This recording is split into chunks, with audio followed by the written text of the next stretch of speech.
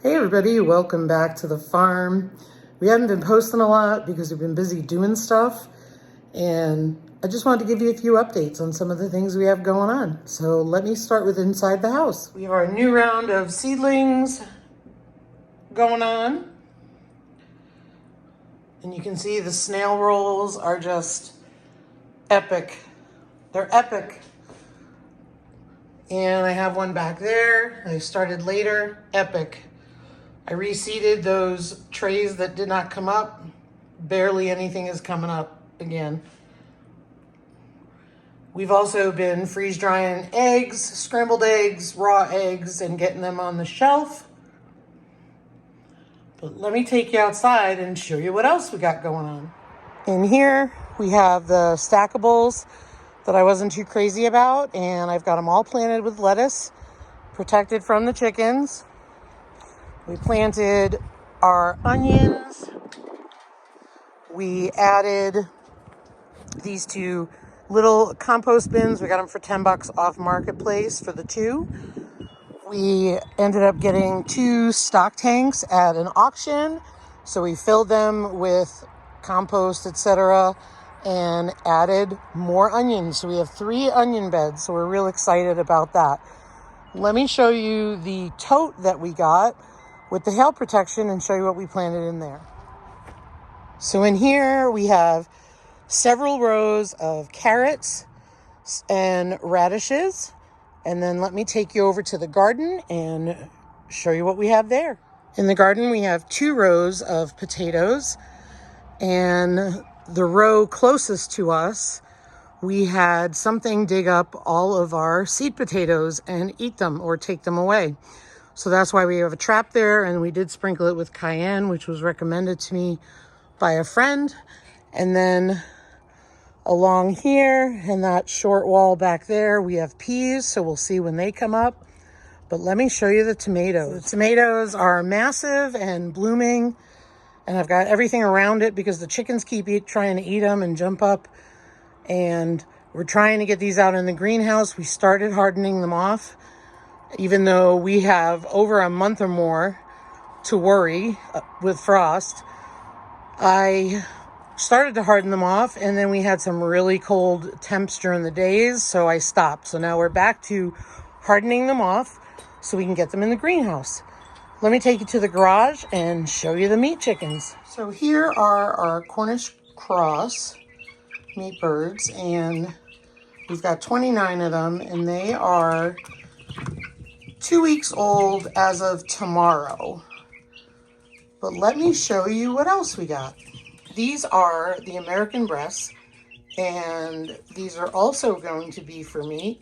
And these guys or girls are going to be 1 week old tomorrow.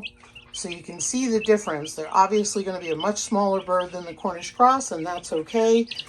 What we're concerned about is, are they worth it? And they're going to help us be a little more self-sustainable because we'll be able to hatch them if we like them. So follow along, and we'll give you updates on them and show you the differences between the Cornish cross and the American breast. So now that you've seen the meat chickens, let's take a ride down in the back.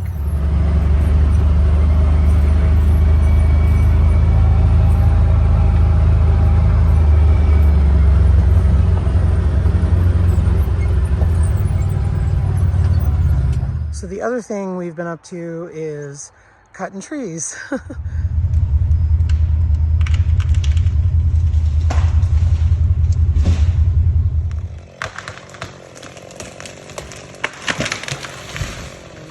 We are up to 40-ish, give or take, trees that we've taken down total off the property. But we, I think, have a few more to go here. It depends. We've kind of had enough.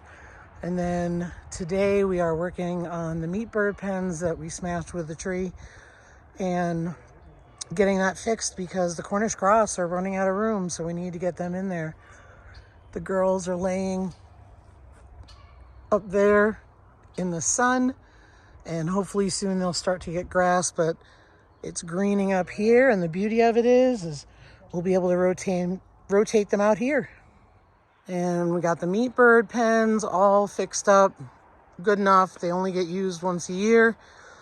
And we ended up using culled lumber from our local hardware store, which was a fraction of the price of new, which is really good, considering we did not have this in the budget because we didn't plan on doing this. But good, it's fixed, and that'll be good enough for the 8 to 16 weeks or so that we use this year. So this area is going to be pasture for the pigs, and we've had a slight change of plan, so stay tuned. It's going to take a bit for us to get to it because we've got to chip the brush, cut down some more trees, like I said, and get the wood out of here, cut the stumps down, and then get everything raked out. So that is our goal. But we have had some issues, or I should say more issues, pop up that require a more permanent solution for the fence between the males and the female pigs. And so we have a temporary solution to that, but we think we came up with a permanent solution, and that is because that is all rock ledge, solid rock ledge, granite.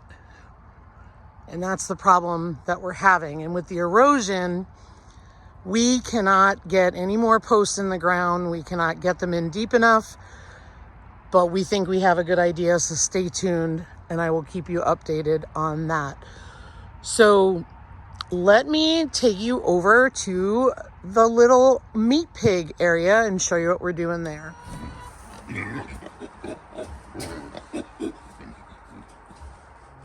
And we widened up the door and made the door bigger for Hank and Waylon because Hank is getting to be a monster.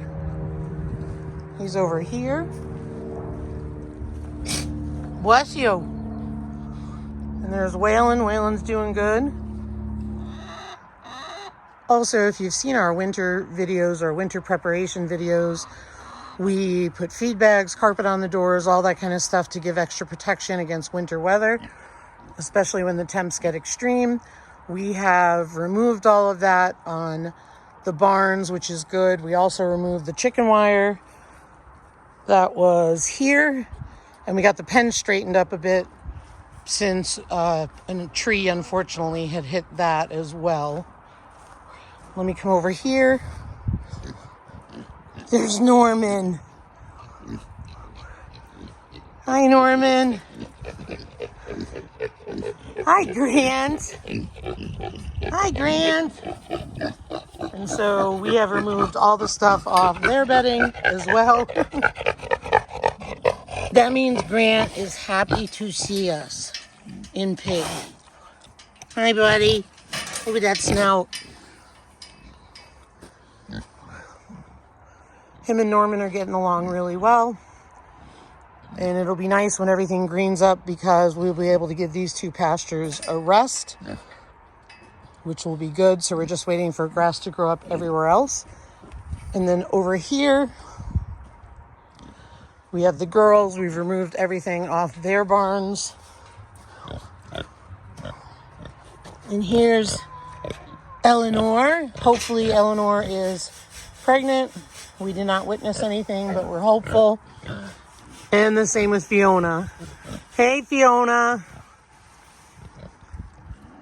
But everybody's doing good. And I wanted to mention that something we are thinking about trying this year is co-farrowing. We are thinking of leaving the two girls together to have them farrow together since they'll be at different times and they'll raise their litters. It's something that a lot of pig places do, and they've had really good luck with it. So we're going to give it a shot because I think it's a lot easier to then wean them off and also not have them separate for so long, because then that's when the fighting starts and so on, when you have to reintroduce them after so many days, because it is like meeting a new pig again. However, I will say Grant did really well being reintroduced to Norman, so that's good. We also know there's risks involved, so we'll have to play it by ear and keep an eye on everybody. Overall, lots going on, just trying to get everything done because it's busy time. This winter was extremely busy for us, given the fact that it never really got that cold. We had one sub-zero bout for the worst part, meaning like minus 20 or something. Didn't last long, and that was a pleasure. So, but a mild winter kept us busy all winter. And so stay tuned and see what we've got going on this summer. We're trying to increase the size of the garden, or I should say the amount of places that we grow in versus adding another garden. So there you have it. Hope everybody's doing well and have a great day. Thanks for watching. Take care.